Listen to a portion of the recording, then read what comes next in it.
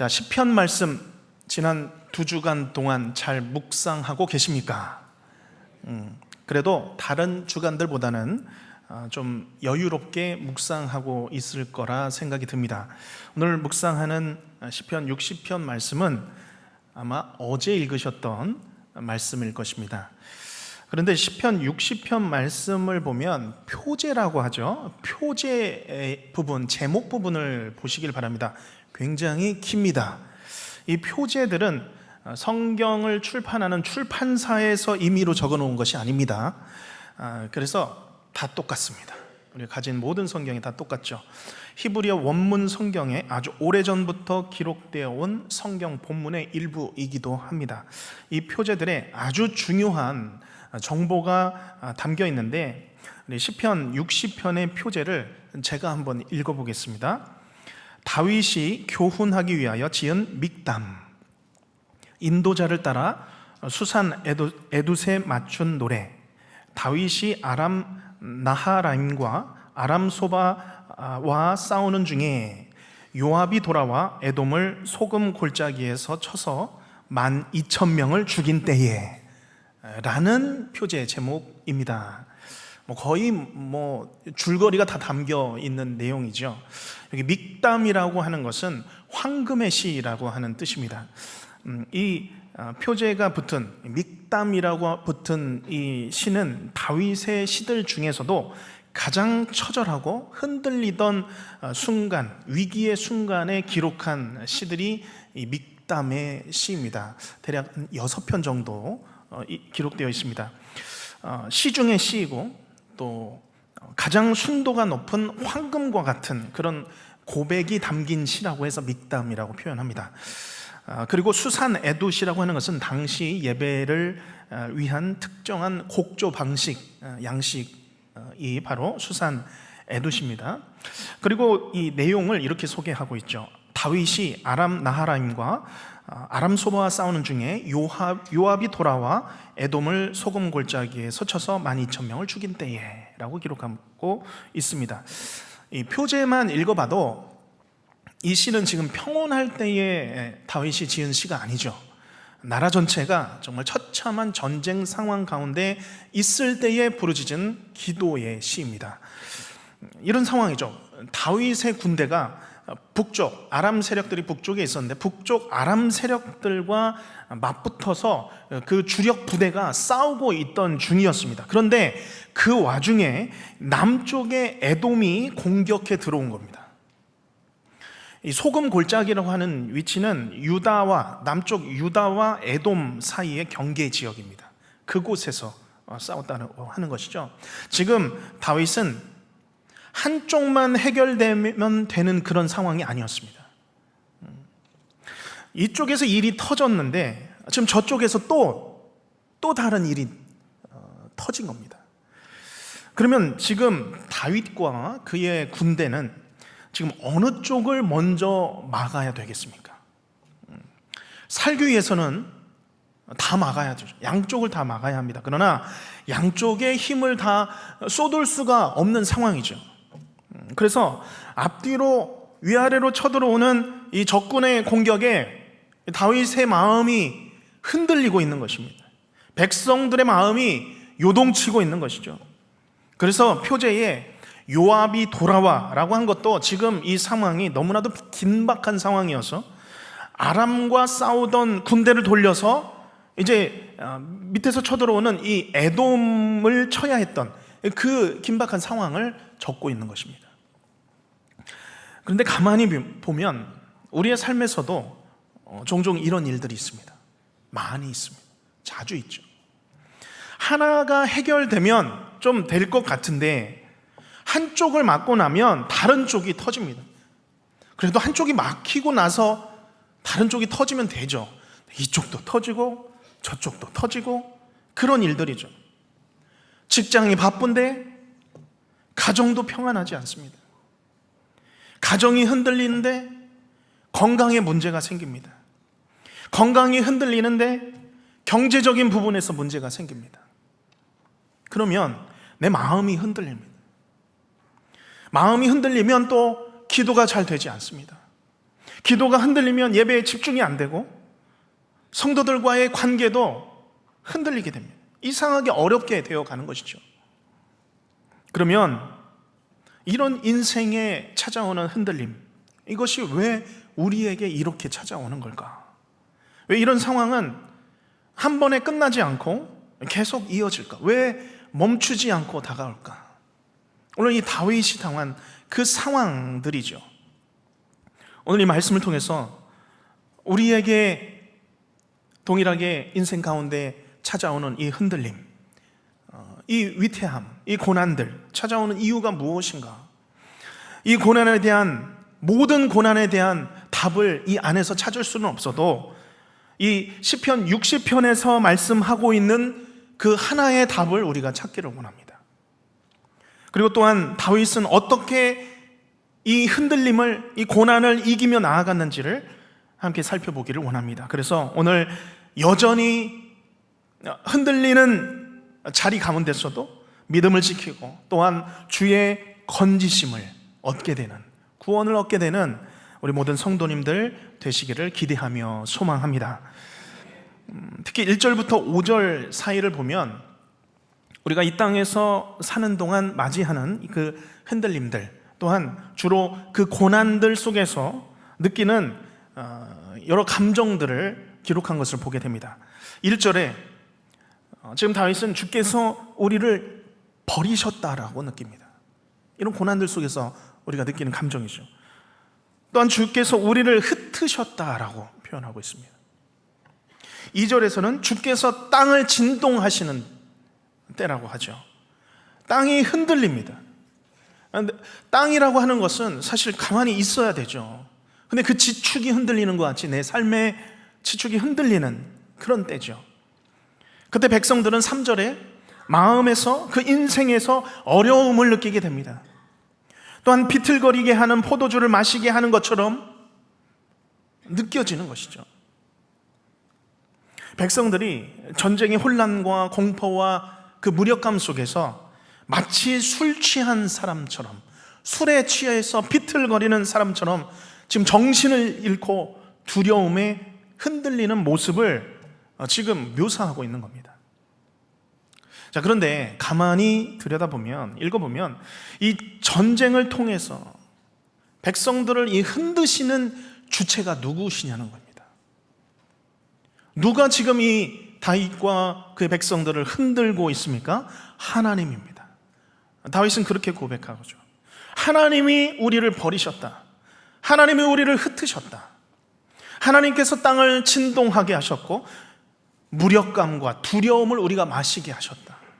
그렇죠? 그런 말씀입니다. 물론 이 전쟁은 아람과의 싸움이죠. 아람이 침략을 하는 중에 시작이 된 겁니다. 또한 그런 중에 이 비열한 에돔이 공격을 함으로 이 전쟁이 생긴 겁니다. 그럼에도 다윗은 이것을 주께서 우리를 흔드시는 것이다 라고 표현하고 있는 것이죠. 다윗은 그렇게 하나님을 흔드시는, 나를 흔드시는 하나님이라고 고백하고 있습니다. 여기서 한 가지 우리가 오해하지 말아야 될 것은, 우리가 당하는 모든 고난을 두고 하나님이 나를 흔드시는 것이다 라고 생각해서는 안 됩니다. 때로는 우리의 고난은 나의 죄 때문에 찾아오는 고난들이 있죠. 나의 어리석음 때문에 찾아오는 고통들이 있습니다. 때로는 다른 사람들의 잘못과 죄 때문에 찾아오는 고난도 있습니다. 그런데 중요한 사실은 하나님께서 그 모든 고난의 상황을 사용하십니다. 아람과 에돔 민족이 다윗을, 그의 백성들을 흔들었지만 하나님께서 그들이 흔드는 이 고난을 사용하고 계신 겁니다. 그러면 하나님은 왜 이 흔들리는 고난을 사용하십니까? 그렇게 때로 왜 주의 자녀들을 흔드시는 이유가 무엇입니까? 4절 말씀 함께 한 목소리로 읽겠습니다. 시작. 주를 경외하는 자에게 깃발을 주시고 진리를 위하여 달게 하셨나이다. 아멘. 깃발을 주시고 진리를 위하여 그 깃발을 달게 하셨나이다. 그렇게 흔들리는 고난 속에서 하나님께서 주시는 것이 무엇입니까? 깃발입니다. 하나님께서 깃발을 보여주십니다. 저는 이 깃발의 의미를 잘 몰랐는데, 단체로 여행을 가거나 단체로 야유회를 가보니까 그 깃발의 의미가 크게 와닿았습니다. 이전에는 그런 깃발을 따라다녀 본 적이 없는데, 제가 그 여러 사람이 있는 곳을 다녀보니까 아무리 사람들이 많아도, 아무리 사람들 때문에 혼란스러워도 이 계산교의 깃발이 딱 세모난 깃발이 그 위에 떠 있으면 어디든지 그 깃발이 보이더라고요. 그래서 그 깃발을 따라가기만 하면 됩니다. 아무리 멀리, 저기 있구나, 따라가기만 되는 것이죠. 그동안 산만했던 나의 방향이 분명해지죠. 분명한 길이 보입니다. 그것이 혼란과 혼돈 속에 세워지는 깃발입니다. 그렇게 깃발은 항상 깃대에 달려서 높이 올려지죠. 특별히 여기 시편에서의 깃발은 전쟁 중에 높이 올려진 다윗 군대의 깃발입니다.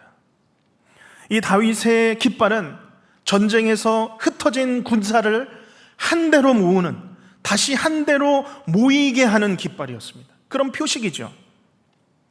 전쟁의 혼돈 가운데서는 군사들이 막 싸우다 보면 이리저리 뿔뿔이 흩어집니다. 그렇게 되면 길을 잃어버리게 되는 것이죠. 나의 군사들과 군대에서 벗어날 수도 있습니다. 그렇게 홀로 떨어져 있다가는 목숨이 위태로울 수도 있습니다. 그런데 깃발이 올려져 있으면 그곳으로 다시 모일 수 있는 것이죠. 이것이 인생의 흔들림 속에서 하나님의 그 깃발이 하시는 일입니다. 하나님은 우리를 무너뜨리려고 흔드시는 것 같지만 그렇지 않습니다. 왜 흔드십니까? 그렇게 흩어진 마음, 뿔뿔이 나뉘어진 내 마음, 산만해진 내 마음을 흔들리지 않는 하나님께로 모으기 위하여서, 다시 하나님께로 나의 온 마음 집중시키기 위하여서 나를 흔드시는 겁니다. 우리는 때로는 우리의 삶을 살아가며 너무 많은 것을 의지하고 살아갑니다. 내가 마음을 두고 살아가죠. 영적으로 너무 산만한 삶을 살아갑니다. 하나님이 아닌 다른 것을 의지하고 살아갈 때가 있습니다. 그때 하나님께서는 우리를 흔드십니다. 흔드십니다.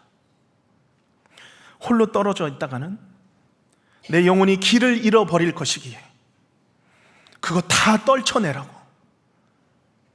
내가 의지하는 것 다 내려놓으라고 우리를 흔드시는 겁니다. 어떤 때는 내가 도저히 견딜 수 없을 만큼 나를 흔드십니다. 왜 그렇습니까? 돌아오라는 것이죠.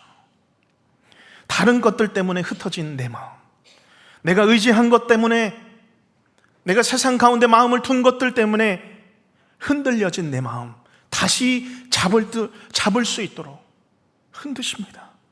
나의 중심을 하나님께 다시 두게 하시려고, 하나님께 내 마음을 다시 두게 하시려고, 그래서 자꾸 나를 흔드시는 겁니다. 그렇게 내가 오늘 거대한 인생의 흔들림 가운데 오늘 내가 살아가고 있다면, 하나님 나 버리셨구나, 나 내버려 두시는구나, 거기에서 멈추지 마시길 바랍니다. 흔들리고 있는 그 자리에서 나에게 털어버려야 할 것들이 있구나, 내가 내려놓아야 할 것들이 있구나, 여전히 내가 이 세상 가운데서 여전히 내 손에 쥐고 사는 것들이 있구나, 아직도 버리지 못하고 있는 세상의 욕심들, 그러한 것들이 내게 있구나, 그런 거 다 떨쳐내라고, 털어내라고 하나님께서 흔드시는구나, 그러한 말씀으로 받으시기를 바랍니다. 내 몸에 벌레가 붙었습니다. 먼지가 여기저기 달라붙어 있습니다. 어떻게 하시겠습니까? 그거 다 그냥 벌레 붙이고 먼지 붙이고 살아가겠습니까? 그렇지 않습니다. 털어내죠. 먼지든 벌레든 내 몸에 달라붙어 있으면 떨쳐내야 합니다. 힘껏 미련 없이 털어내야 하는 것이죠. 그런데 그렇게 흔들리고 떨어내게 되면 결국은 흔들리지 않는 것이 남게 됩니다. 다 털어내고 다 흔들어대면 결국 남는 것은 무엇입니까? 흔들리지 않는 것이 남는 것입니다. 하나님께서 나와 내 상황들을 흔드시는 이유가 무엇입니까? 흔들어서 내가 이제는 흔들리지 아니하시는 그 하나님 붙들도록 나를 흔드시는 줄로 믿으시기를 바랍니다. 내가 더 이상 무너지지 않도록, 내가 더 이상 다른 것 붙잡다가 내 믿음 미끄러져 버리지 않도록 영원히 흔들리지 아니하시는 영원한 깃발이 되시는 그 하나님 바라보도록 나를 오늘도 시시때때로, 때로는 거대한 그 흔들림으로 나를 흔드시는 것입니다. 우리의 삶을 살아가다가 이만하면 되겠네, 그런 안정된 내 일상을 언젠가 느끼는 때가 있습니다. 그러할 때에 하나님께서 흔드실 때가 있습니다. 정말 때로는 내 마음의 우상이 된 내 자녀를 흔드시기도 합니다. 그동안 아무 문제가 없었던 내 건강을 하나님께서 흔드실 때가 있습니다. 혹시 이 자리에 이러한 인생의 흔들림을 경험하고 계시는 분들이 있습니까? 오늘 말씀은 바로 이 한 가지입니다. 한 가지 메시지입니다. 하나님이 우리를 흔드시는 것은 우리를 무너뜨리기 위함이 아닙니다. 우리를 살리시기 위함인 줄 믿으시길 바랍니다. 다 털어내고 다 떨쳐내고 우리가 이제 다시 일어나기를 원하십니다. 그렇기에 흔들림을 통해, 내 고난을 통해 털어내야 할 것은 다 털어내야 합니다. 내가 그동안 내 인생의 버팀목으로 삼아왔던 것들이 있다면 털어내야 합니다. 내가 의지하고 살았던 것 있다면 그것마저도 털어내야 합니다. 내 주저하는 신앙이 있었다면 이제는 그 신앙 버려야 합니다. 이제까지 내가 내 인생의 왕으로 살아왔던 내 모든 생각들과 경험들이 있다면, 경험들을 믿고 살아왔다면 그것마저도 다 내려놓아야 할 것입니다. 그리고 흔들리지 아니하시는 하나님, 깃발과 같이 영원한 깃발이 되시는 그 하나님 다시 의지하시기를 주님의 이름으로 축복합니다. 12절 말씀이 있죠. 이 시편의 마지막 고백입니다. 다윗의 마지막 고백이죠. 12절 말씀을 함께 한 목소리로 읽겠습니다. 우리가 하나님을 의지하고 용감하게 행하리니 그는 우리의 대적을 밟으실 이심이로다. 아멘. 내 대적들은 내가 밟는 것이 아니죠. 내 힘으로 내 대적들을 물리치는 것이 아닙니다. 하나님이 밟으시는 줄로 믿습니다. 하나님은 우리의 대적을 밟으실 이심이로다. 아멘이죠. 그러므로 우리가 하나님을 의지하리이다. 내가 하나님을 의지하리이다. 흔들리지 않는 깃발이 되시는 그 하나님을 붙드시기를 바랍니다. 이 말씀을 내 안에 선포하시기를 바랍니다. 선언하시기를 바랍니다. 원수 마귀를 향하여서도 나를 흔드는 사단의 권세들은 예수의 이름으로 명하노니 떠나갈지어다. 주께서 사단의 권세들을 밟으실 것이로다. 우리 마음, 우리 인생 가운데 선포하시며 승리하시는 우리 성도님들 되시길 바랍니다. 우리에게 찾아오는 그 고난과 흔들림을 나의 삶의 시련과 너무 큰 어려움으로 여기지 마시고 나를 향한 하나님의 뜻으로 여기시고 흔들림을 통해서 나의 털어낼 것 다 털어내게 하시는 하나님의 뜻이구나. 우리가 하나님의 말씀으로 받으며 승리하시는 우리 성도님 되시기를 주님의 이름으로 축복합니다.